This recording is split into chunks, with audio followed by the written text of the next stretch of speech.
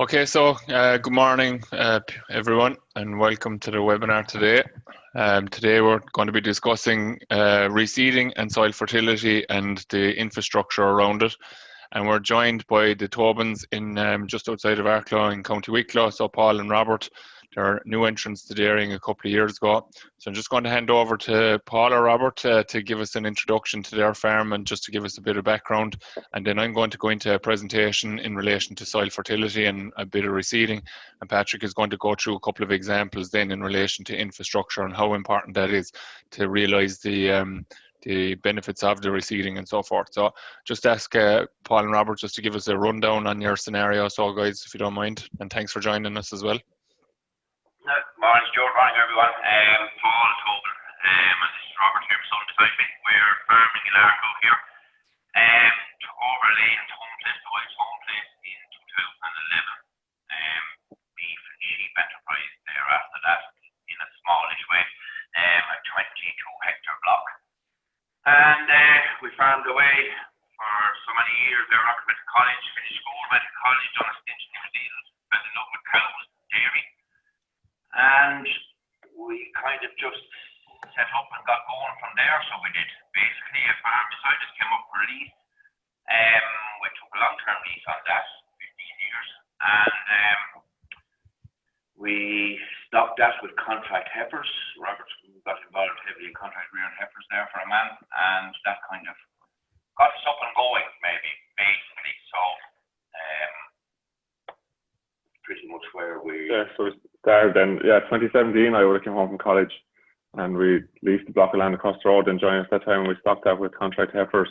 It was the easiest way to stock it without having to spend cash on other stock to stock it. So, and 2018, then we decided to get into dairy. So we converted to home farm then, which is no facilities now whatsoever, really, a couple of sheds, and that was it, pretty much a greenfield site. And then we set that up. And we started with 70 heifers. So we moved the whole herd of heifers the first year. And started with 70 heifers the first year. Most of our money went into buying the stock and putting in infrastructure in the yard. And then in terms of infrastructure in the land and stuff, then we sort of pushed down the road a little bit. So we would have started the first year with very small percentage of land reseeded, about 10 or 15% of it. Reseeding, the rest was all pastures. And we would have thrown in a few roads fairly fast. And the water system or anything wasn't really up to scratch the first year. We started slowly that way. And then this year we calved down 115 cows, and we sort of expanded our reseeding. We reseeded a big percentage more down at the end of last year, and a bit more in the spring this year. And we upgraded our water system, and we were sort of keeping upgrading our roads, upgraded a few roads last year, a few spur roads, and we resurfaced a good few roads this year. And that's sort of where we're at now at the minute. Yeah, so it's like all the other webinars that we've been doing so far on this series with Patrick, like you're kind of just trying to build your way into the whole setup and trying to identify where you need to focus your money at any particular time. And obviously stock is a critical part of that, and you've had a very good run in terms of fertility this year, which is obviously a big benefit from the point of view of these bought in stock and staying with you basically. So you've had a very good run this year. Yeah, no, good run this year. All the young stock, I suppose, the age of the herd, and then the fact that they were all high EBI when we bought them was a big help. But yeah, we've a 4% empty rate there across the board, that's including young stock and cows, and a 94% 6-week in calf rate. So we should be kept going in the spring when it does happen. Very good. Okay, so sure, I'm just going to move on here with the presentation, and I'll pop in a note to you there, we'll say, for comments as you go along. You've kind of said some of the bits and pieces that I've been saying probably in one sense there, but we'll pick up on them as we go along, so thanks. Okay, so I just get this started, showing the summary before we get to the end. So I'm going to be just discussing soil fertility and reseeding, I suppose. The big thing here is that you've so many avenues, as the lads have already said there's so many avenues for you to spend money when you're starting out on the road for dairy farming. Infrastructure in the yard is important. and Patrick has been talking about that. The infrastructure around the fields and so forth is even more important to make sure that you can realise the benefits of our competitive advantage, which is our grazed grass, obviously. But then this grazed grass as well, not all grass is the same, unfortunately. So we have a lot to do in terms of maybe soil fertility in particular, and Paul would have said it there, talking to him just a short while ago about when he went into the farm originally, the soil fertility was quite low, and that has a major impact on the performance of the farm. So your early spring grass is very much compromised. Your late season production is also compromised by poor soil fertility.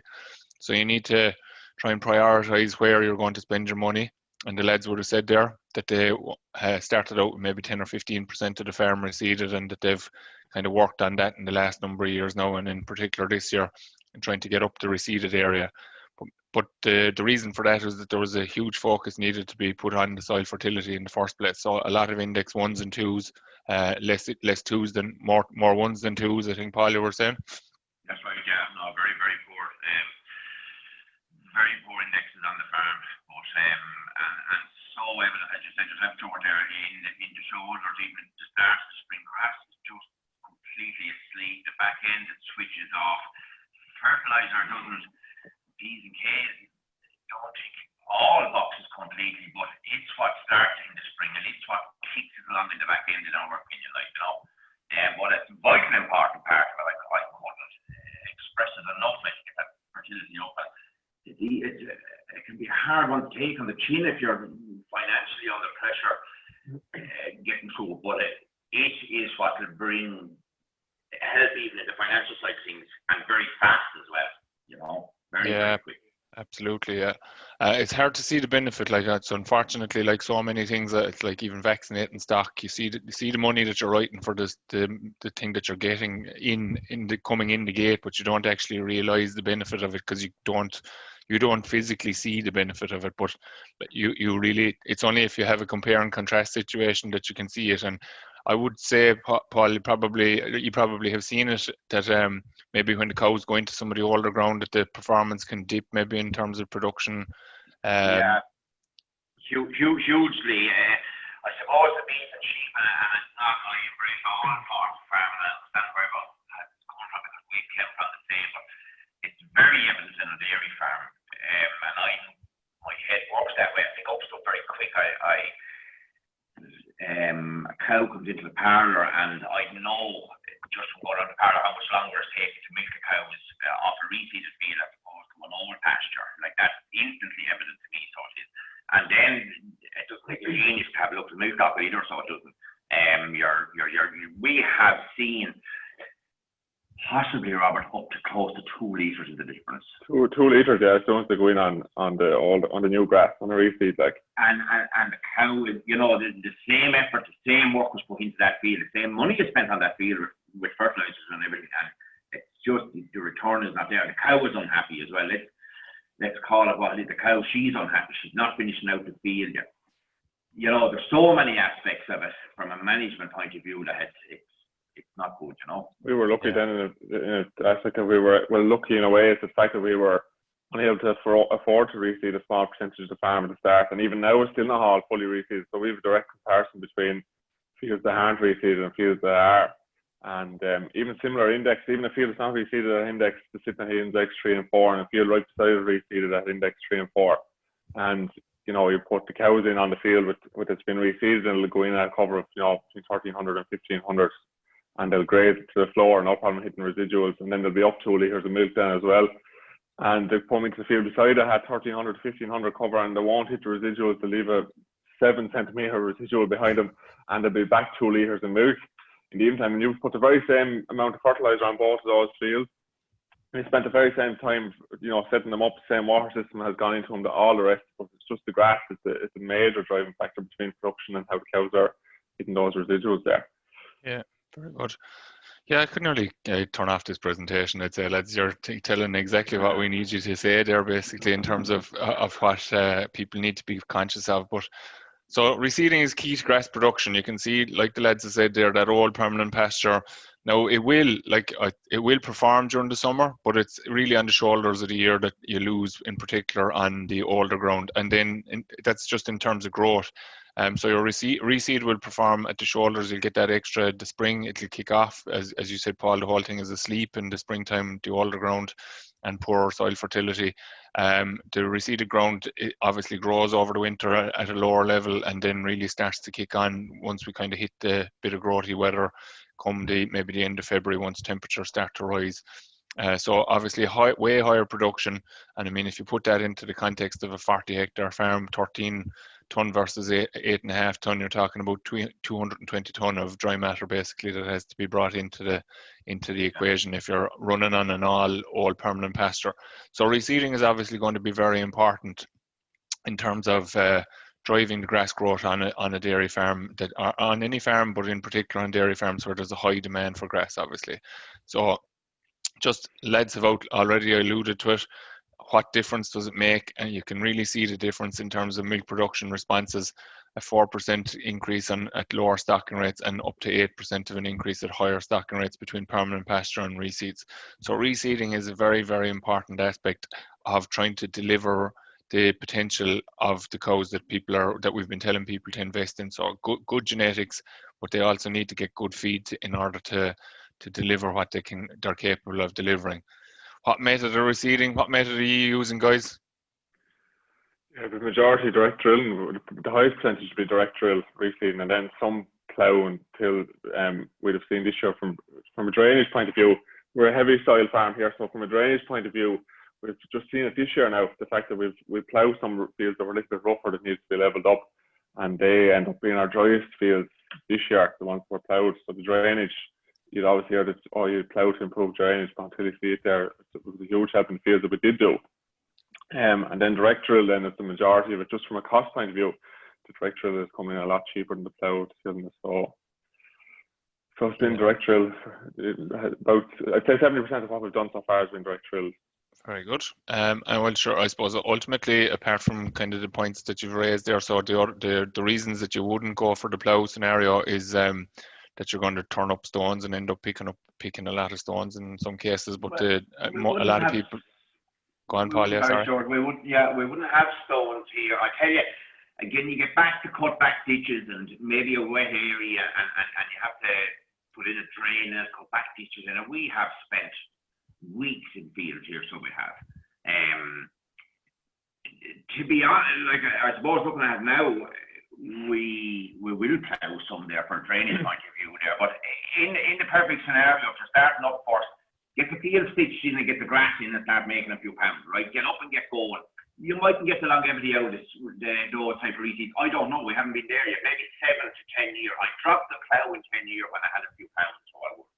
And I'd go in and plough, cut back ditches, tidy up the thing a little bit, and maybe go plough and tidy it up that way. Nothing wrong with ploughing from a worm burden point of view and from a whole heap of stuff. But the first thing you do is get in and get a fresh reseed on that as quick and as cheap as you can and get up and get going. That's my view on it. Yeah, the right drill for us. It seems to be the best, the easiest and the fastest and the cheapest way of doing that. We've one field behind there now at the moment that we ploughed this year. We've done a super job on it. We hired our own digger. We got in and we drained the field. It's bone dry behind. It's beautiful, but the field is yellow at this minute in time due to ploughing due to ploughing down all the money we had put into it up to now. Is that right? Yeah. And we have to start again from scratch. So that's a wealthy man's or a better off person's way of reseeding than ours was starting in store. And that's being honest. Yeah. But get out there, throw out a bit of fertilizer. No, get your stuff burnt off, stitch it in, get a bit of fertilizer out, get it growing, and get it milking. Yeah. And you'll do anything after that. Yeah. Yeah, very good. So ultimately, the method won't matter as long as you do it the right way, really. As you said, there's possibly some question marks over the stitching that as to the longevity of it, as you said there, Paul. But it's a good point in terms of getting in and getting ground rejuvenated in one sense for relatively low cost at the start. And it could work for a lot of people too. So, like the actual method itself doesn't matter. It really is a matter of personal choice, I suppose. And I suppose once the technique is done correctly, so in a lot of cases with the likes of the disking and so forth, it needs to be done at relatively steady pace. Basically, some guys are big fans of driving in and dropping the gear and hitting top gear and up and down fields as fast as they can go, and that doesn't really lend to good seedbed preparation. So if we do it right, the method itself won't really matter.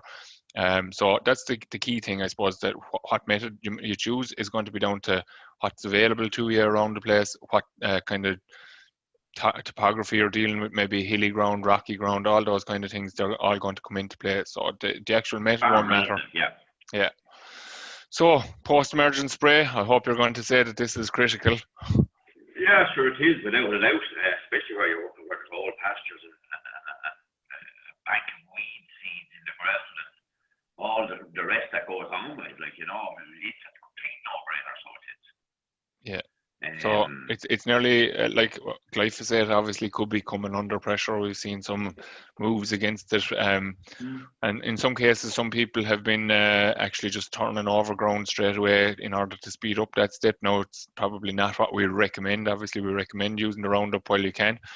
But the post-emergence is one of the most important steps, and it's actually Philip Creighton would have done research a number of years ago now. It's nearly 10 years old at this stage. It's Phil's work, but like the number of people that weren't actually following through on that post-emergence spray is frightening, considering the investment. Like you said, the cost of reseeding isn't it's not a well-off man's game, but it's not a cheap thing to do when you look at it costing $250 to $300 an acre to do a full reseed from start to finish, and yet for the sake of maybe €30 of that 300, you could let the whole thing go. So the most important thing is that, like, the method doesn't matter. You could get hung up on what way you're going to sow your seeds, but the post-emergent spray is the most critical piece of that jigsaw.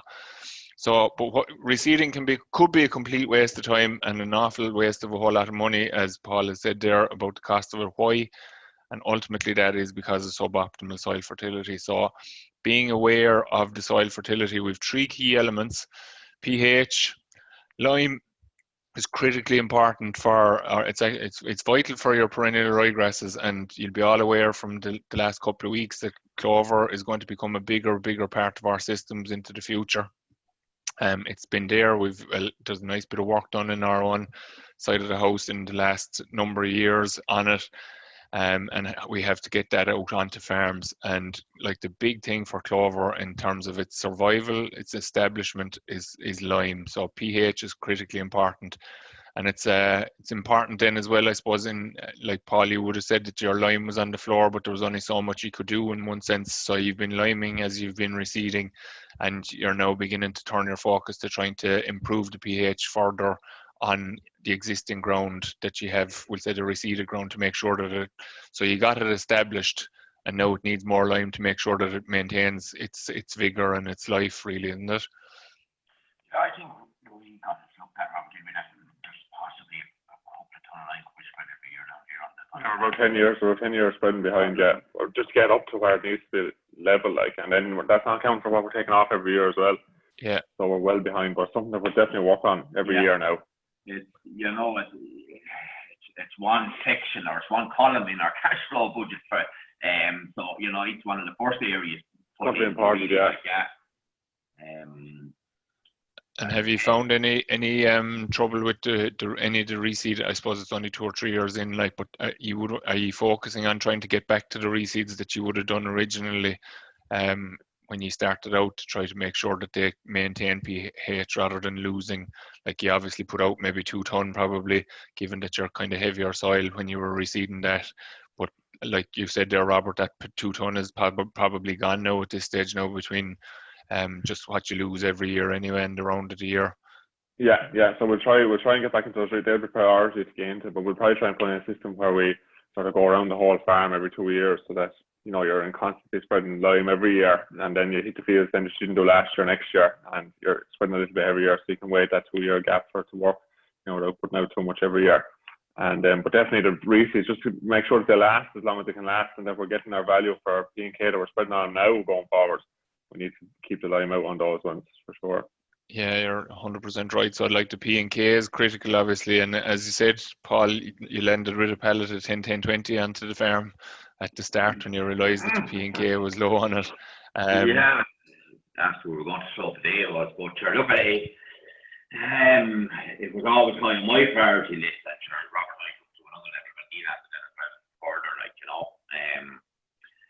But you just couldn't emphasise enough the importance of the soil fertility. I think, and that's what it's over and above getting the grass seeds into the ground, like, you know, yeah. like you said there in the presentation, it's number one before you even think about buying a bag grass seed. Just focus on your P and K first.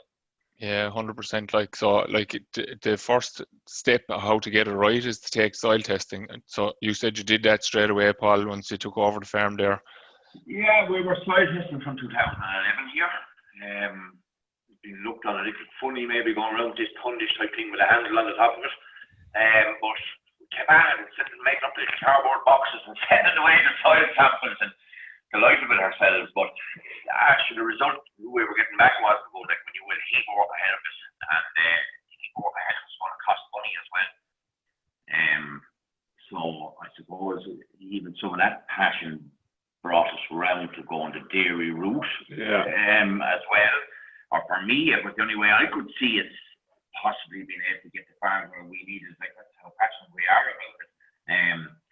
And then Robert having the interest in it just brought it to the next level. Then, like, you know. Yeah. Very good. Yeah, so like the first point is the soil tests. Then you get your test results back, and you have to see where you have to go now. From our perspective, and I agree with you fully, Paul, when you say this. I know it's like trying to know where to spend the money is hard, and it's very hard because you could drop 3,000-4,000 no problem on lime very quickly. So I think you probably have to prioritize where you put that bit of lime that you are going to use on an annual basis, especially when you're on the points of starting out. Target it to where it's going to be used best, and then you start to follow, we'll say, in terms of trying to drive to get to that index 3 level for both P and K in order to start realising the full benefits of what you have. So the term that I always talk about, Patrick, probably be blue in the face from listening to me talking about this, but this Liebig's barrel is what we talk about. So if you think of a timber cask for whiskey or something like that, you have your lats of the barrel and you have your two bands of steel around that.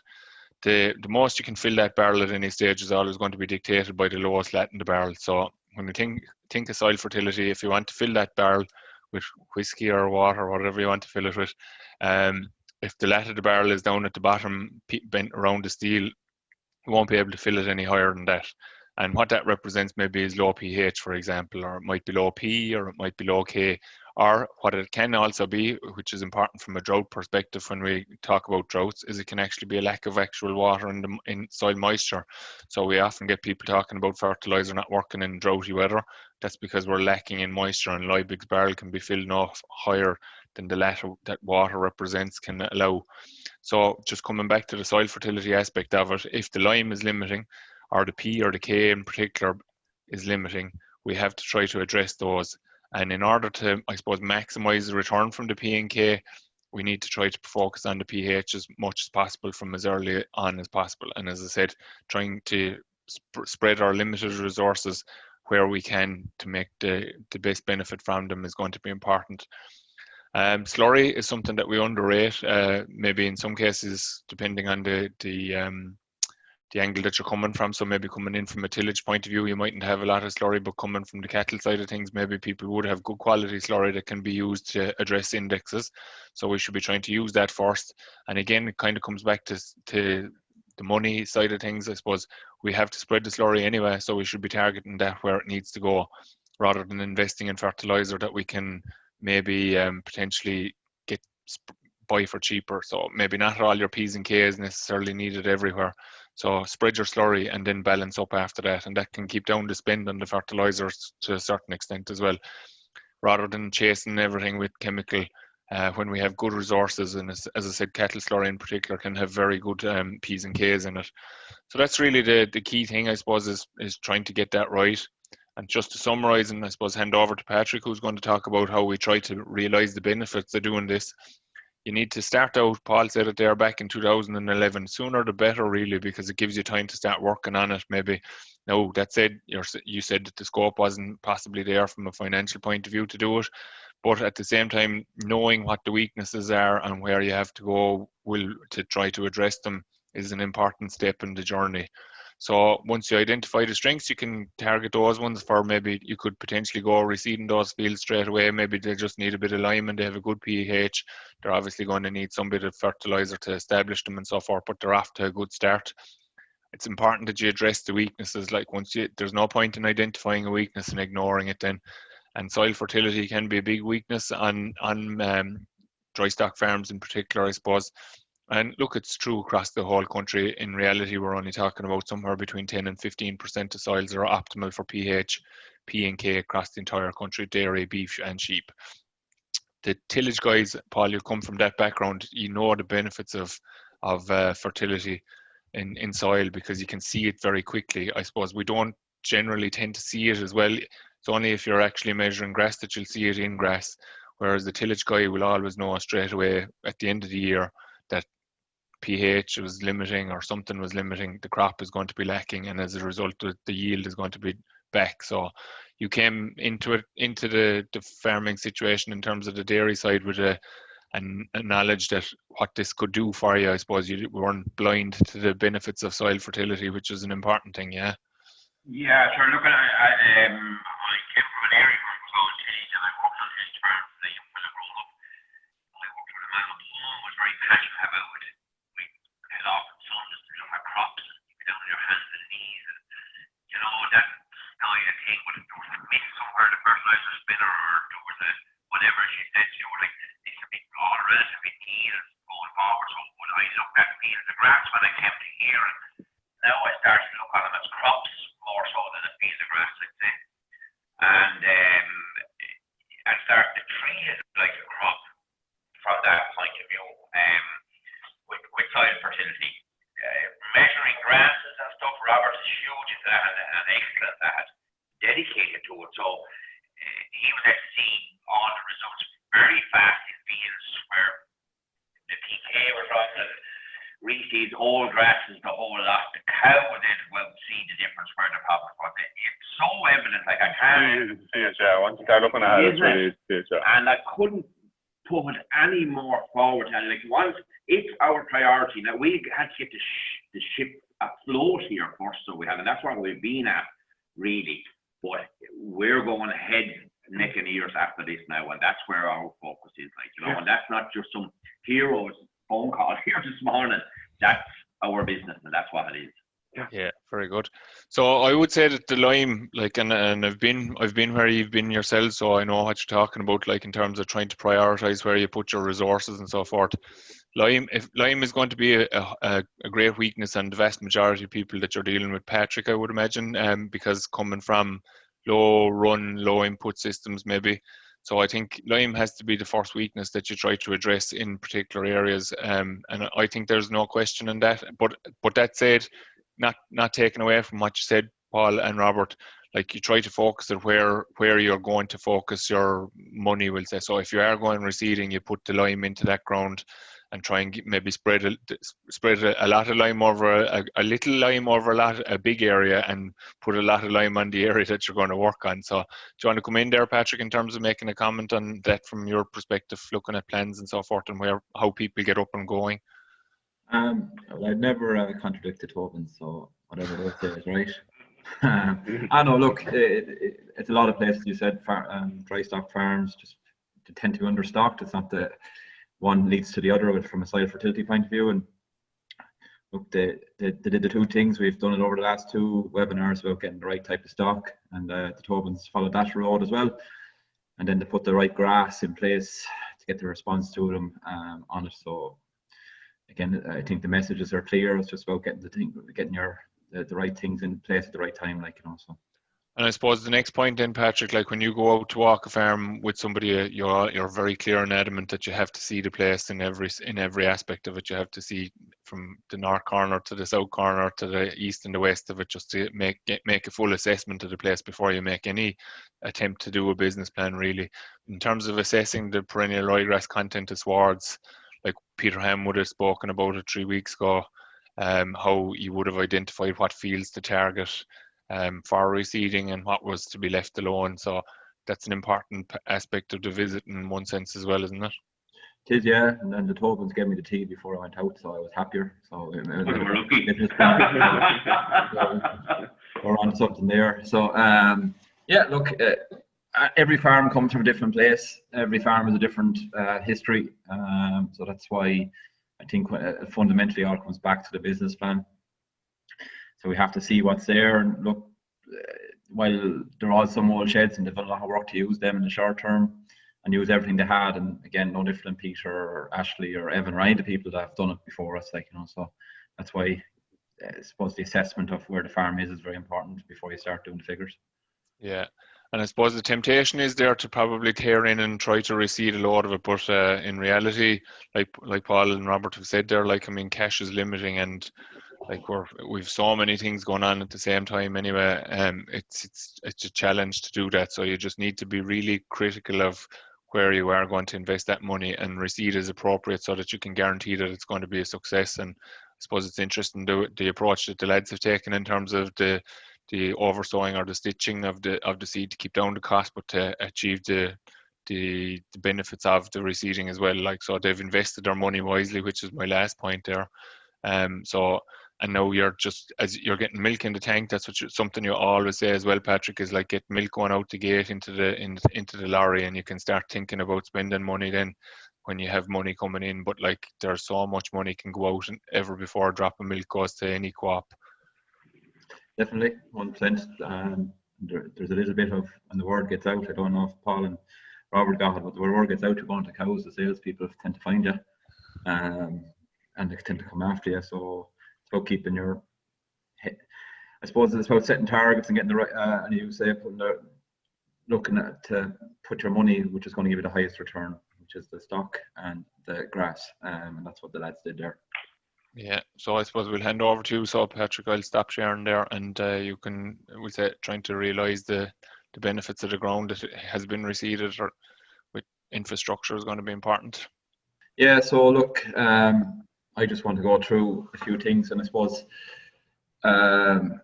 between this week and next week. So next week we're talking about obviously the parlour and a bit around the yard design, and the step on from that then is the grazing infrastructure. So while it's very important to have the grass in soil fertility, we also have to be able to access that grass.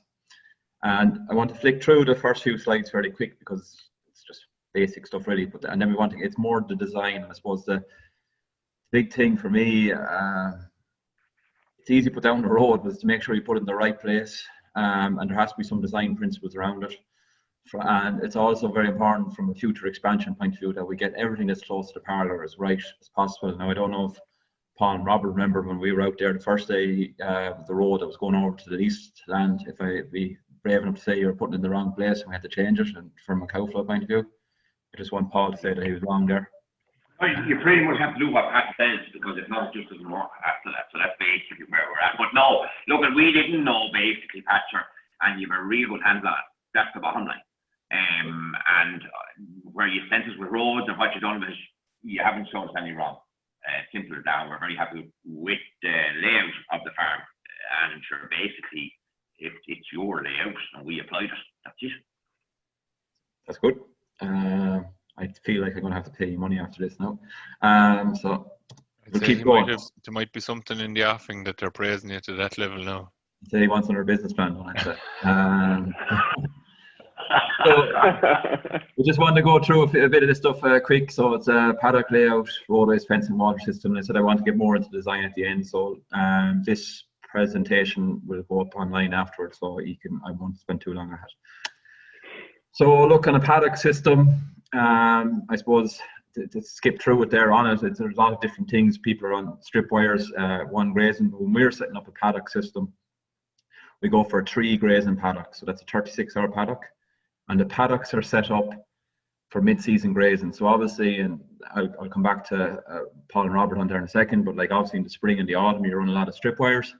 But what we want to set up our grazing paddock system is for mid-season. And the reason why we want to do that is that's when you're at full tilt. You're trying to, you know, when you think about the life cycle or the lactation cycle of a cow, she calves, you get her going. And when you're at full tilt, which is when she's at peak milk yield, but you're also trying to get her back in calf and keep her in calf. And that's when we want our paddock system set up properly. And we pick the 3 grazings there, and it's a compromise. So the compromise is between not staying in the paddock too long. So if you stay in the paddock too long, it'll start hitting your regrowths. So if you're there for 4 or 5 grazings, they'll tend to graze back over what they've already grazed. They won't fully clean out the paddock. And then that paddock will be stunted a bit to come back around in 20 days. And the other compromise then is having to fully feed our cows. So ideally, and I've heard Robert said there a few times about residuals, we do want our cows to graze out the paddocks. And to get cows to graze out with paddocks, you do have to push them hard and you do have to pinch them up a bit. That'd be fair to say, Robert? Yeah, absolutely. So within a 36-hour paddock or 3 grazing paddock, if you think about the first 2 grazings the cows go into, they're more than enough grass in the system. So they're fully fed. And then when you go into the third grazing, they may be a little bit tighter to clean out the paddock, but that's followed by another 36-hour paddock, so there's another 2 full grazings. So that you'll find the cows will milk better that scenario towards people maybe on a strip wire. So when you're on a strip wire and through mid-season, it can be very, very hard to get 100% right. So you could just find yourself maybe pinching the cow by 2, 3, 4%, and you're doing it every day or twice a day in some scenarios, and it can just hold back the cow performance. So that compromises to go to 36-hour paddock. Your paddocks are the same, or would you agree with that, boys? Or? Yeah, during the summer we'd aim to have paddocks to help for 2 or 3 grazes in paddock. And any fields that we don't have to help for 2 or 3 grazes, it's our priority going forward that we cut down that size. We'd have a few paddocks, like I said, there 5, 6 times going into a paddock. And by the time the cows go into it the 5th time, they don't want to be going into the paddock, whether there's fresh grass the far side of it or not. They're just fed up going in and out there. And then, like I said, then you've 4 days of regrowth. In May is a lot of grass at the front side, so they're just going in and they eat that straight away, and then they don't clean out the last half of the paddock for you. And we've done the whole thing with the strip wires as well, 12-hour breaks in a strip wire, and we'd always find here that we'd overfeed the cows, and every time you go out, the cows haven't cleaned out the paddock. And then what you end up doing then is for the last 12 hours, you let them out on a paddock with 7 centimetre residual, and none of the cows are fed for the last graze. Just try to get clean out. So 36 hours are definitely the one that works. Yeah. So, and again, in the spring, look, you'll be with the spring rotation, you will be stripping the cows around. It's a little bit different, and also in the back end. So it's the paddock system, as I said, it's set up for summer grazing, the middle part of the season, when you send most of your milk. Just on a paddock size, and how do we set it up? And look, generally speaking, it's the number of cows by the amount of grass they eat. That'll give you how much grass they eat in a day. You multiply that by 1.5, so that's a day and a half or 36 hours. And that'll give you the total amount of grass that you require for that 36-hour period. You divide that by the cover of grass that's in the paddock, or the target cover of grass in the paddock. So if you're targeting maybe 1,300-1,400 covers, that's what you divide it by. And that'll give you the area of the paddock. And as a simple rule of thumb, it's 5 acres or 2 hectares per 100 cows. So look, a lad want to think about milking 100 cows, there should be 5-acre paddocks. They're there or thereabouts within it. But I wouldn't get too worried about the calculation. We don't understand it. Someone there, again, no different than the EBI last week. If you don't understand it, ring into your Teagasc office, contact one of us, we'll sort it out for you. The one thing I will say about when you're setting up these paddocks in the initial stage, like you started at the 70 cows are at, you're up to how many next year? Next year it's 120. Yeah, so the paddock size will continue to change. So what we normally do is, and we'll show it a bit now when we get down to the maps, is that you fence the boundary, fence the roadways, and don't be too fussed about the insides until your herd gets to where you want to be. And I think you should be looking at setting up your paddocks for the larger thing rather than the smaller thing, because the herd will continually grow. And what we might just do in the medium years, when you're growing your herd, you set up a lot of temporary fences, and they can be moved annually as the herd grows. And when eventually the herd stabilizes, you can go back to them and put permanent fences. This will also save some money because you won't have as much fencing to do, permanent fencing on the job, and just offers a lot more flexibility on the job. So look, 2 hectares or 5 acres per 100 cows, stick to that and you won't go too far around. Just on before I go on to that, then just on the size of the paddocks, and I'll show it to you when you get back onto it again. So well, ideally we want square type paddocks rather than long narrow paddocks, and that's because cows will do less walking. Now as part of the road network in years, Paul and Robert there, like that, you try to keep them square because your heavier ground is very important, because obviously if they're long and narrow, would you find to do more harm or get it harder to graze out the back of it? Yeah, it makes a huge difference. Yeah, a square paddock for us. We had that here a few years ago. We were talking about, it was kind of spoken about longish, narrow paddock to keep going in, but to keep them square and small, get them in and get them out, and lots of access points for us, like basically, you know. Lovely. And as a rule of thumb again, it's 1:2 is the ideal. If you're trying to panel, we don't want to go any further than that. So if your paddock is 100 meters wide, it should be no more than 200 meters long. So that's it's the width to the length. If you start going in your road design, you see your paddocks going 1:3 or 1:4, to be long and narrow, and the cows will in a heavier wet year, the cows will do more walking from the road to the back, so they do more poaching damage and potentially dirty more grass, which will make it harder to graze out. So again, 1:2 ideally, and if you can, in some, keep them square as best possible on the job. So within that then, to access, when you think about all that, like, so we know what size paddock we want, we know we don't want it too long and narrow, we want it square. We obviously have to put in a road system that's going to cater for that. The other thing I should have said in the previous slide is we also want multiple access points, so we need to be able to get in and out of the paddock in a couple of places, and it's very important. Within the roadway, like, in one sense it's very easy to put down the road, you just throw down the road and off you go. I think we need to think bigger with the road and get the thing right and make sure it's in the right place. And obviously one thing is the width of the road, and now for some people starting off, like you can see there, and it's 50 cows 3 meters up to 5 meters for 200 cows plus. I think for most people, if they can get a good surface, is very important as well. Like, so there's no point having a real wide roadway and then there's no surface on it. So one is to get a reasonable size road. The road can be wider than our stage, and get the surface right that the cows move on it. The next key thing with a roadway and its construction is has a slope on it to get the water off it to one side. And so the biggest problem, and most of the county councils having to figure it out yet, is water lining the road, that it will create potholes and create dirty points. Whereas if you can get the water off the road to one side, it'll keep the road drier, which will maintain the top surface. Now, the only thing you have to say within that, if you're sloping the road to one side to get the water off it, the finished road has to be proud of the ground. That means it has to be able to be above the ground. So a lot of people, I suppose the big problem I have with digger drivers is a digger driver tends to dig.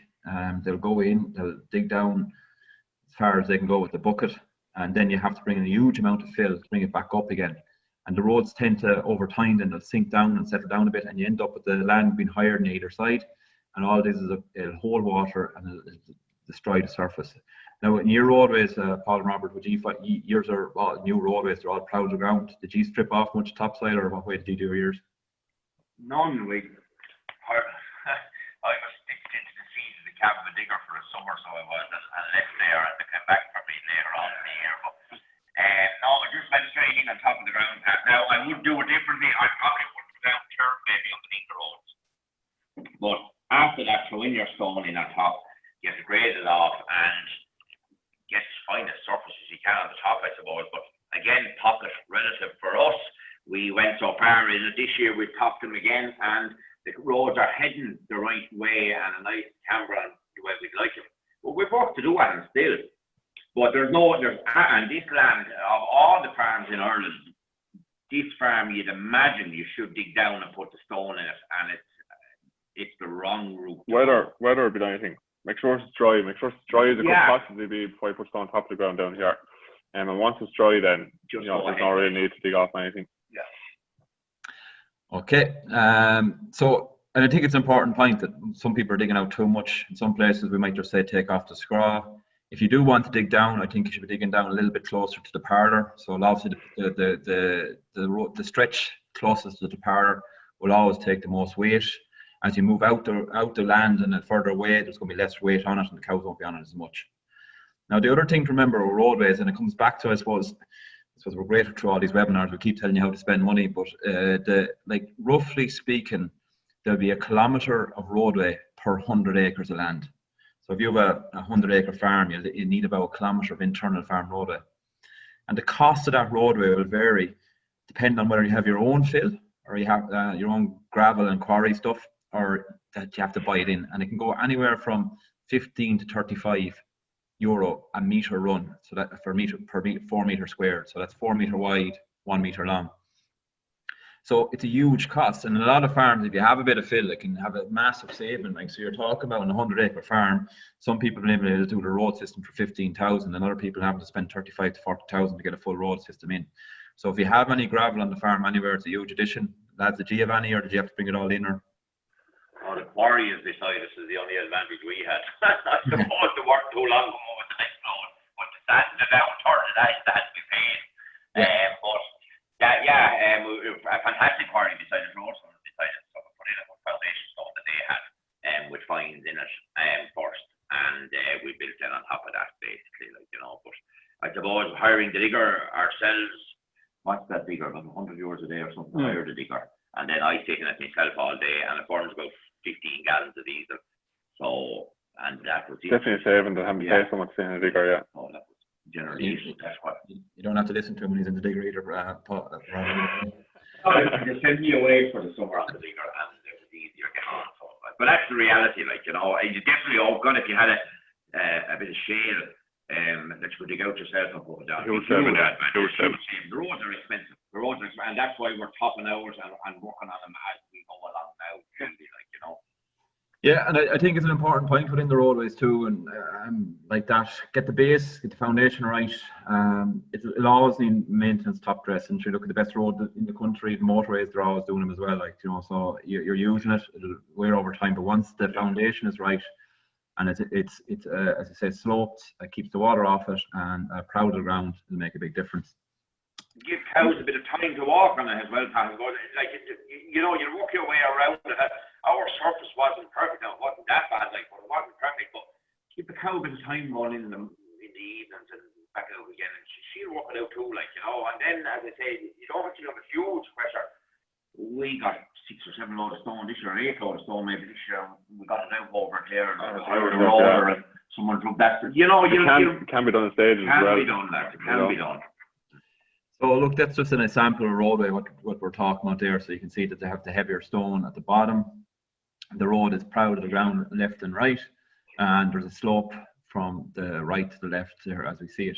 The other thing I'll just point out there is you can see the top layer, which is the blinding layer. I think another mistake a lot of people do is they put in a heap of blinding stuff. It looks grand, but it never settles. It'll always disturb. So that blind is only to make a better surface for the cows.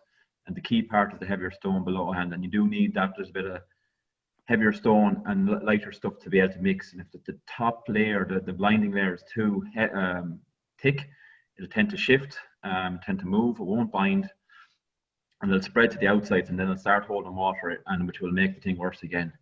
The other thing I will say about roadways, and look, sometimes it's ideally, in an ideal scenario, if you are going at roadways, and you're maybe even doing them up or talking about milking next spring, ideally you'd be doing them this time of year and coming off them and giving them time, because the weather effect of giving of binding the blind to the lower level is very important. Whereas a lot of people, the roadway's done, the cows run the next day, and regardless of how good your vibrating roller is, the cows will put different pressure on it and shift it. So again, for a lot of the people on the call there, the new entrants, it's about planning, out doing in time, and you'll get a lot longer out of your road if you give it a bit of time before you need it. Would that be fair to say, lads? Yeah, very much so, yeah. You're on tune today with me, Paul, that's great. On it. So look, on the water system, which we'll come back to, so look, again, I'm not going to go too much detail in it, but water is critically important. I think for a lot of people, there is usually some sort of water system on farm, and depending on the size of the farm you start with, like, so, you know, like he probably had, what, a 3/4 half-inch pipe running around the place? Was it half, barely a half? Yeah, bad half.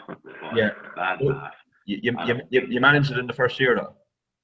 Yeah, we did. I suppose you would probably give us a bit confidence. You said, like, with the numbers we had, it'd be grand, like, with the first year was where we had to, we had to change. Yeah, first year was 5. The 70 heifers, you said 70 heifers.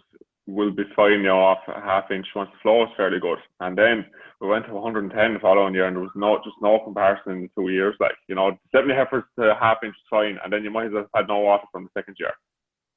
You know, that's 30 or 40 numbers. Robert, what size pipe did you put in? Or so we put in inch pipe from the pump the whole way out, and then 3/4 feeders to the troughs then. Yeah. And fast flow ball cocks, and it's fine now with heaps of water. So there's a couple of things within a water system when we're planning it, and again we'll try to show it. Is one is, I suppose, the day you're putting it down. So some people have a water system that you might get a year, some people get 2 years, but when it's done, it's done. When it's cooked, it's cooked. A cow on a good day can drink over 100 litres of water. There's obviously bigger demand on water from the parlour, so there's huge pressure on the system. So when she's done, it's done, and particularly if you go into a drought year, if you don't have water and start drawing water to a large herd of cows, it can't be done really. No. The cost of a water system, generally speaking, as a rule of thumb, is about €100 a cow, and that's ex-VAT. That would include the troughs and the pipe, but would exclude a pump or a well, sorry. On it, ideally we will loop the system, so that's where the system is joined all the way around. So when there's the caul and the ball cock that comes in, the water will flow from both sides and increase the flow rate. There's a number of things that we need to look at. Is a lot of people think by putting on a big trough that will get over the thing. The most important thing on a dairy farm is the flow rate, because you have the biggest trough in the world, and when the cows hit it and they drop it, I've seen plenty of pictures of big troughs and if it's empty and it'll dribble of water come into it. So what'll happen in a water system, most of the cows will drink their water an hour after milking. So you get a lot of cows hitting the water system at the one time, and regardless of the size of your tank in the field, if there's a small pipe or poor pressure coming into it, they'll just drop it and then the cows waiting. So the flow rate is more important than the trough size. But so therefore, I think if you're going looking at, and you do go into the water system, you're as well to size that water pipe right, like the lads did there with 1 inch, or probably even a little bit more, 1.25 inches in some scenarios, and get done and tee up off it. From a trough point of view, ideally we want 2 gallons per cow within the trough, just to allow a little bit of flexibility in the system. And ideally we would like a trough with a good feed face, so like they get a good number of cows can get around the trough at the one time. That's why we like them bigger troughs. So there's no point, again, you could have a massive flow rate and only 1 cow drinking, sort of waste of a flow rate, if you know what I mean. So you have to get the balance right on it. So that's to get a lot of cows to be able to take advantage of the flow rate. That's not impacting their milk production to get back to grazing the system. And the difference there is between a small pipe and a big pipe is phenomenal, like, because a lot of the problem with a small pipe is the friction. So it's pushing the water against the outside walls, and there's very little space within in the middle of the pipe. As you increase the pipe size, there's less friction because there's more water moving through the pipes comparable to the surface area of the pipe, and that's how it improves the flow rate a lot. So there's a little bit in it.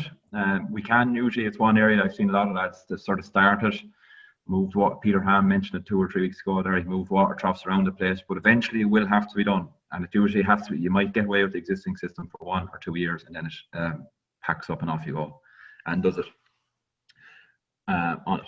Now, we'll jump over that. So that's just costing involved, like, and there's a fair bit of stuff. And I suppose if you're doing it yourself, or if you get a lad to do it, like, there's a lot about fittings and yokes, and the fittings are fairly dear within the troughs. So it doesn't be long getting into that €100 a cow, as I said. They had a JCB hired in this scenario here, but I don't think they're paying you in a Paul, so that's okay. That's just a little bit about calculating the flow rate. Again, if you just want to test your whole system, it's basically about checking how many litres of water fills in a certain time. If it's a poor flow rate, you may have to do something within your system. Now, a lot of people with a flow rate will just increase the pressure at the pump. That'll, again, if the pipe size is the problem, increasing the pressure at the pump will do nothing, probably only burn out the pump. So it's usually a pipe problem that's causing the issue. Okay, so what I want to move on to now is farmyard design, if I can. And we tried this now with Stuart last week, so we'll see if it works again. This is an example of a new entrant. I suppose what we want is, with these roads, is to make sure we put the roads in the right place. So in this scenario here, you can just see the parlours here on the farm, and it's very straightforward to see his road. Jesus, must have been drinking last night. That's his road structure there, okay? And you can see his paddocks running left and right off him. If we look at the distance from there to there and the length of the paddock, they're about the 1:2. A little bit longer there, but you can see it's fairly square, and you can see the water troughs in the middle of the field. The cows turn up into here then. Now, the first thing I would say when we're designing a roadway, on this man's farm here, is the roadway, a good roadway allow cows to move fast. So a lot of people get worried about how many units are in the parlour. I'm going to go to 12 unit, 14 unit, 16 unit, this and the other. And then spend all day walking the cows into them because the roads are poor or the surface is bad. So the time we have in the milking process is the time from the cows leave the paddock, walk through the system, into be milked and out again. And what we want to try to do is minimize the amount of times the cow turns. And what I would have is a rule of 3, so it's 3 turns and in, is what I would say. So if we have a cow grazing in this paddock up here, she comes up and turns onto the roadway, that's 1 turn. She takes a second turn here onto the parlour, that's 2. So no matter where she is on that system there, she'll have 2 turns and in. So when one of them's off the paddock, so she's minimizing the amount of time she turns. And that's very important, and because if you have a roadway and you have a very sharp bend on it, you have cows coming 4 abreast across it. What happens when they hit the corner is the cows will all stop and they'll turn the corner on the inside one by one.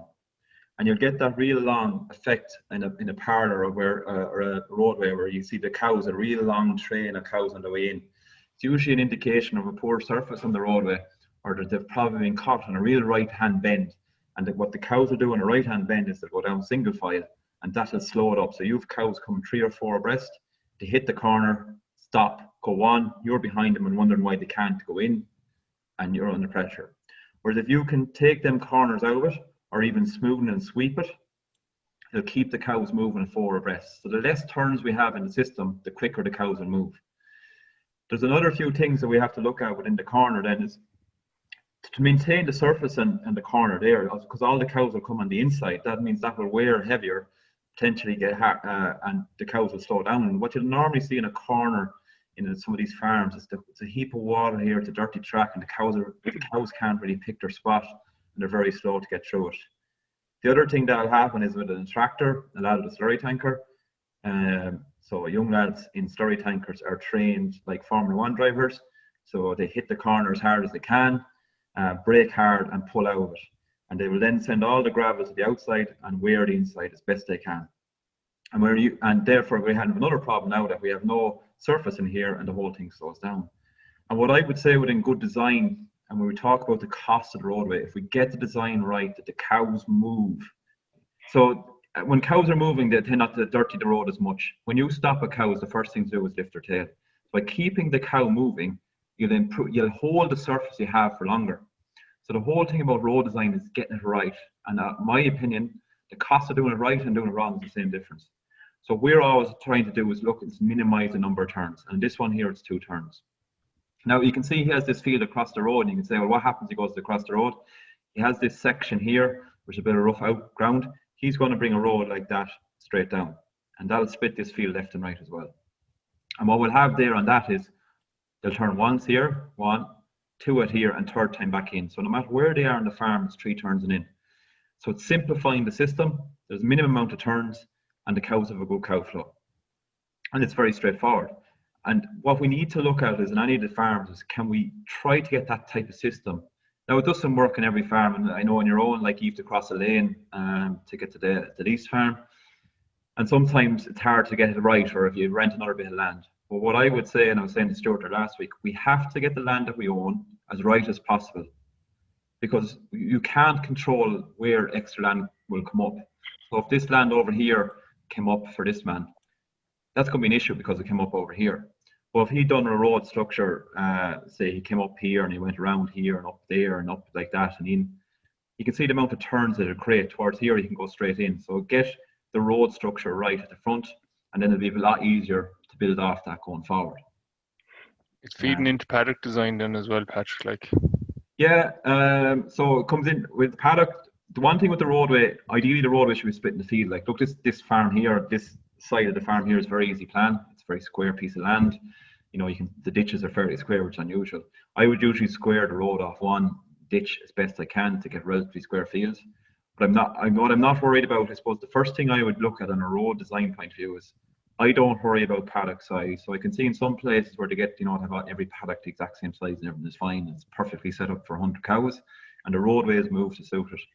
And then the following year, they'll milk 120, and the paddock size is irrelevant then because they have to change the fences. get the roadways in the right place to best access your ground, and then design the paddock structure around it. So the roadways go in first.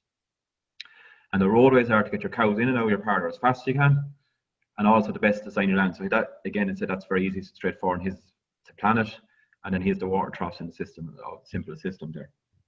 And we just look at that on a water system. If I can change the color now. It's a very fancy technology we're going here. His as well as up here. This is his loop system going around the farm and back in again. And that's what we call a loop. So the well is here and the system is brought back in. So it's brought back in from both sides. The reason why the troughs are going in the middle of the field is because it improves the access to the water. So if you can imagine the water trough here, if a cow is standing at the back ditch, she's closer to it, or she's standing at the road, she's closer to it. Water troughs on roadways are a disaster because all the cows will do is stop. When they stop, they'll start lifting their tail and create a dirty pint, and they'll slow down cows in. We do not put water troughs on roadways because it slows cows on the way in and out of milking. When they're out in the middle of the field, we have better access. If we're stripping or whatever else in the spring, we have more access to water. And also, if the fence line's on here, we have better feed face across the trough. So that's the way the water system's done on that farm there. Are we happy? Any comments on that, lads? Or you agree? Again, you're compliant today anyway. So yeah. No, look, bang on. We just, even a water trough, you might put a spur road or get cows out with pallets there even and have a water trough where we made a mistake, or maybe coming out beside the water. Spur road, yeah. Nightmare, or a spur road having to go in, another nightmare. Yeah. So you just don't put them near, basically. Yeah. Okay, thanks, Pat. So this is another farm that's actually gone in cows. So again, it's just, I suppose, what we want to try and show is how simplify the system. So I'm blue still here now. So the parlour is over here. Look, so not all farms are square. So the parlour went here. And what we looked at then is how we can best access it. And we're, again, I suppose what we're trying to say within every farm, when I go out to a farm first, I'm trying to keep this in my mind is, can I minimize the amount of turns? What's the simplest way to do it? So we looked at the land here, and it's a relatively, and we're going to run a road like that. And then we're going to bring a road, sorry, not straight, a road there. And to get up to this field here, we're going to put another little bit of a spur here. Okay, and that's the rough idea. And look, again, one turn, one, and back in again. So 2. If it's over here, it'll be 1, 2, and 3. And just to create a simple system, and it divides up the paddocks fairly well for the system. So what the simplest there we did is we went from there to there, got the middle point, picked the point, drove it, simmer up at this top one. We tried to get a point from here to here, got the middle of the section. We got 2 points and drew a straight line, and that's how we created the road network. Kept it lovely and clean. And when the cows are grazing here, they come up, they have a lovely long straight roadway, and they're swept in here into the back of the parlour and up and left and out again. So it's a very straight system. Again, if we were to look at that and put on a water system, the well is in the yard, so the well is just looping around the system, and it goes up and back around again. And the water troughs are placed directly off that again. So very straightforward, simple farm to do. While it's not the most typical farm in the world, it's again is relatively square. What from a road point of view, we squared off this sort of ditch there. So that line there is relatively straight. So you try to straighten one ditch and you pull the road off that, so they're fairly square here. Now, I'm not too worried about creating one triangle paddock or that, because the cows don't realize they're in a triangle. It's only the man in the tractor, and he may get over it, and away you go from there. So this is an example of another farm, and this farm is obviously in cows, and it's a very good farm. If we look at this farm again, I'll just change the colour back. So the parlour is here, and what the point is, you can see it's a very well developed farm, and you look at the amount of roadways he has in the system. So you see there's a roadway going down here, a roadway going across here, and a roadway going across here, and a roadway going back down there. It's a huge amount, and you can see the trough system. But fundamentally, if you get back on that, a cow standing here, again, that's 1, up here it's 2, and 3 turns. No matter where the cow is on the system, the cows don't turn more than 3 times. And most times they only turn twice. So if she's on a system here, she'll go there, that's 1, and then she'll turn up here, again, that's 2. So it's minimized, and it's a huge setup on the farm. Again, it's not that square. He made it work for himself. There's a lot of roadways, and you can see the paddocks. They're just about right, you know, the width to the length, and he put these extra roadways to get into the back of paddocks, and the whole system works quite well. So we're always trying to get to this type of scenario, and I suppose what we're saying is that you can see the farmyard in this scenario is in the total wrong place. It doesn't even own this field here.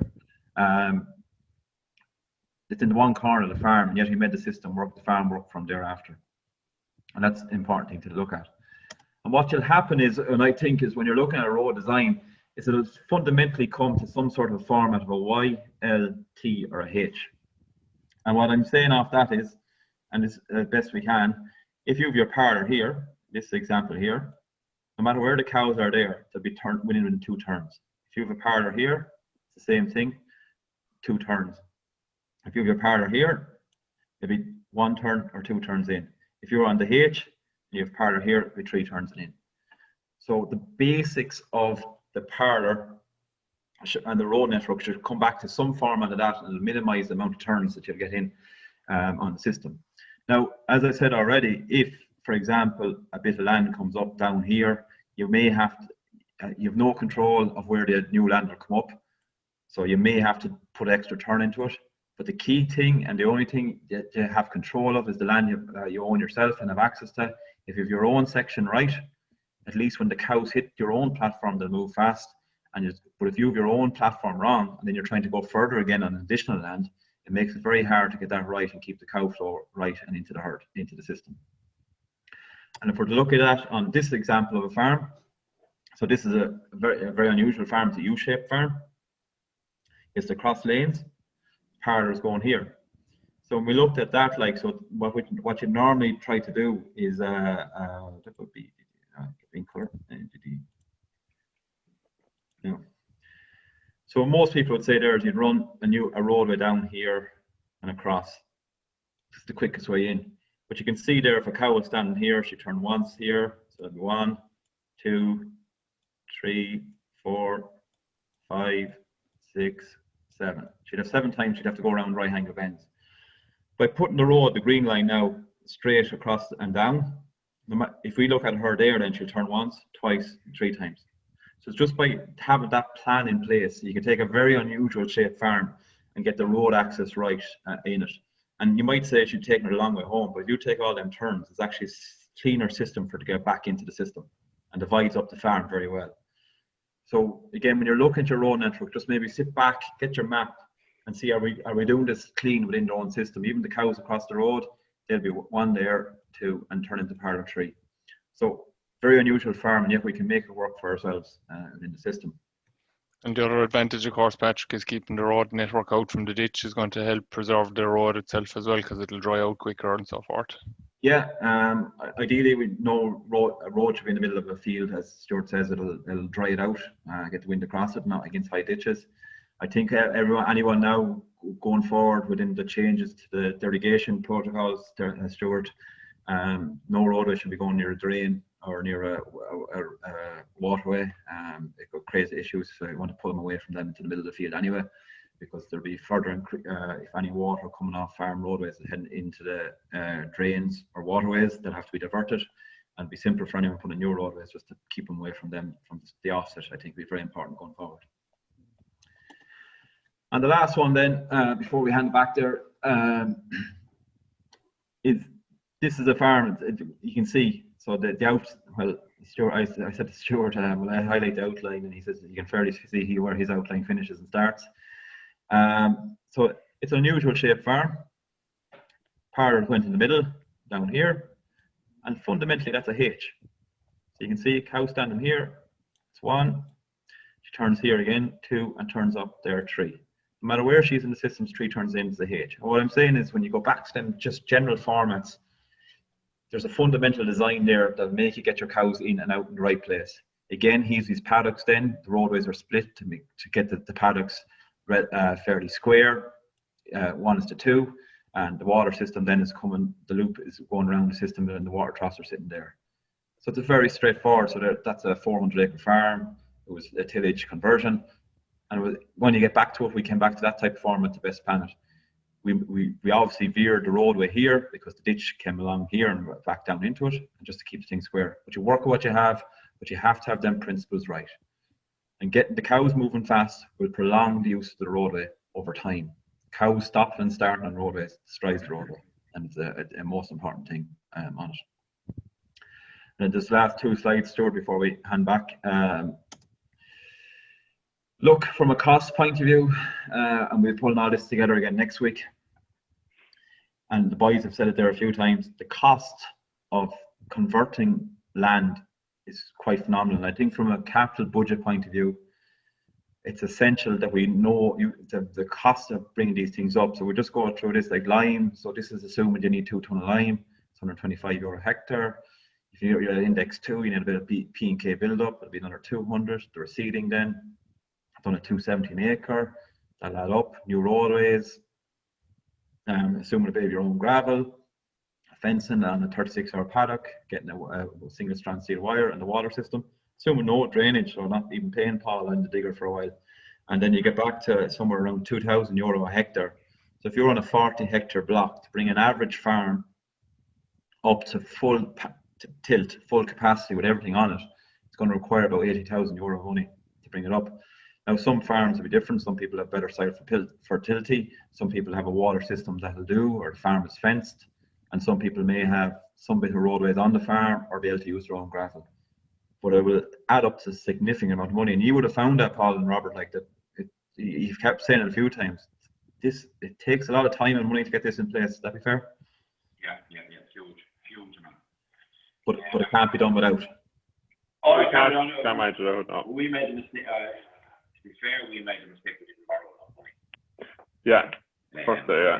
And that's what, no reflection on you. You might find the guys that's what to do, right? But I was apprehensive in borrowing naturally enough, I suppose, as you do. But it was one mistake we made. But get the infrastructure in there, get the fixed cost of a loan or whatever it is, and just go miss your cows and get the money. It means you can focus on what's important and focus on your grass and your cows. You're not focused on, I wish I had that field fenced, or if we had another road in there, it'd be much easier to get out in the spring, or, you know, it just takes that extra pressure off you. So if you can borrow enough and get to help as well as you can from day one, it gives you that time to focus on what actually makes you money. Going around the field with a reel, taking up a fence out of one field and bringing it to the next field because you haven't fenced the field, doesn't give you anything extra when the cows go into the tank at the even time. And so, giving out about it. Giving out about it. That's the only thing we'd have done differently, is just borrow a little more the first day and just try and set up from the start. Borrow more or with say the likes of Reseeding and that infrastructure that the lads are talking about. Yeah. Try and get that set up from day one. And just out of interest, Paul, would the plan have kind of supported borrowing more, but your own apprehension kind of stopped you from doing it a little bit? Yeah, no, Pat would have said that we were okay.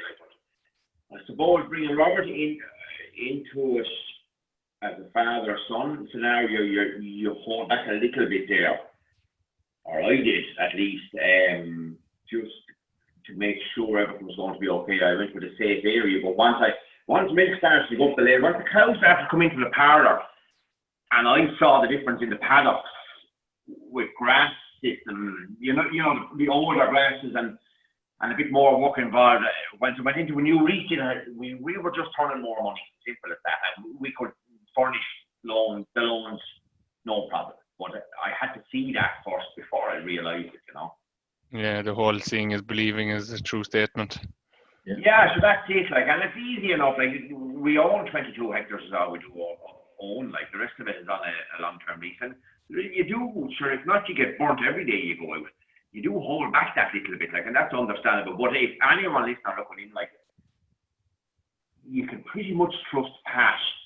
Go in and listen to him, and go back and talk about it, and go back again and talk to him, you know. That's as much, I don't know what. There's definitely, Robert, an area where. Yeah. No, we're just finding ourselves to be burnt out going around. There's two of us, like there's two of everyone here. And Ryan milking 110 cows this year. But you know, how are you so busy every day? But we're so busy every day because we're doing 20,000 steps a piece a day, like, because we didn't fence fields. You're taking up the fence out of the whole bounds of one field and bringing it to the next field and setting it up, you know.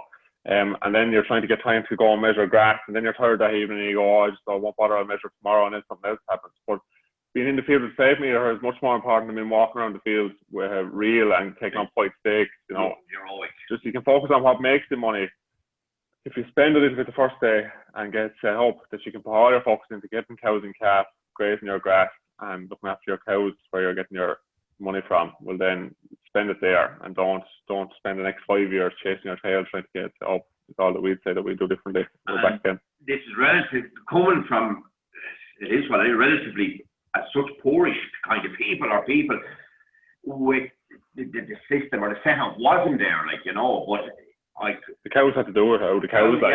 Yeah, but advice would be to have a good listen with Patrick, because he has the homework done on this. He knows what he's talking about, and just a little bit of trust in him there, and go ahead and put in the work then. Yeah, and it'll be fine. That's the bottom line, you know. Yeah, very good. Do you want to go through that one there, Patrick? We better start wrapping up then. It's very similar. I think it comes back to everyone thinks the silage ground also needs to have good quality grass. If we don't have good silage for the girls, we could have issues as well. So there can be a cost of setting up that. Look, it tends not to be as dear as the grazing platform, because we may not need as many roadways. The water system doesn't have to be as heavy. Probably bigger paddocks. They don't need to be fenced as much, but there's still a cost there. Majority of that, which is reseeding, soil fertility, and all the things that you outlined in your presentation there, Stuart. So no, I'm finished on that there now. So back to you and the lads there for any questions. Okay, so there's just one question. Placing the water troughs in the middle of the field, does it cause challenges for reseeding afterwards? Sorry, that's us. Well, sure. I suppose if you want to come in and make a comment, it'll be worthwhile, I suppose. No, as well. I don't. I haven't seen any issue. The tractor has a steering wheel. Yeah, it's can drive around these water trucks. I would say that just going back to maybe fencing, Pat, internal fencing with their paddock size to get. It's just some little area we've spotted now. We have a man home that pumps the slurry out in a dribble bar system, and we have found now in a field we said it's 20 acres or 14 acres or 10 acres or whatever. If you haven't a permanent fence in those fields that you reel him up, it makes life much easier for him to get out and access the paddocks or the fields, you'll say. So you just reel up your reel, hang up the far side, he comes in, he can spread the full field then with points trailing around behind him. And that's something we're all going to have to do in the future, you know. I think Stuart there too, I agree with I was going to say it a different way than Robert there, but I was going to say if you hit the trough, you shouldn't be in the tractor. Like the pipe is buried from a pipe point of view, the pipe should be down below the plough level around that anyway. If it's not, then it's not put down well enough. And it's teed up at the trough itself, so there should be no issue from a reseeding point of view going forward. Like usually them are well down when they're put down.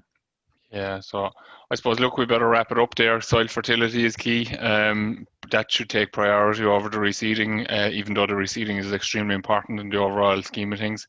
And I suppose, lads, if you're doing 20,000 steps a day each, imagine what you'd be doing if you didn't follow Patrick's advice in relation to where the roadway was placed. That's true. So just those fundamentals are important. I suppose that concept of the Y, the T, the H, or the L in terms of trying to minimise the number of turns, the sweeping bends, good surface above the surface of the ground in order to drain off, etc. They're all very important. So look, I suppose the other thing, lads, I'd say to you, don't be hard on yourselves either. Like, you've come a long way in a very short space of time too. So, and I think that's very evident from all the people that we've spoken to, Patrick, in the last couple of weeks in relation to this series of events, that there's hard work goes into getting these things off the ground. And I always say it, I don't think Patrick uses the same analogy, but it's very like Dragon's Den in a lot of cases. I think when you see people pitching at Dragon's Den, they're year 1 and year 2, they might be hoping to break even. In a lot of cases, they're probably not even breaking even. And it's year 3, year 4 that they start to break even and come into money from year 5 on. Like, so if it was as easy as that, everybody would be milking cows, I suppose. So there's a bit of, like, your passion for it is evident. And just stay the course and you'll realise the rewards of it, I'd say to you. So don't be hard on yourselves. You're doing a good job. So I'd just like to thank you very much for coming on and sharing your experience, because it's important for the people that are tuning in, that are thinking of going the direction that you're going. I think, myself included, I would have benefited from I've made mistakes going along as I've been doing my own job at home as well. And I would have benefited from hearing from other people as we were going along. I would have benefited if Patrick was in his role as well, maybe at the time. But You listen to me, Stuart, anyway.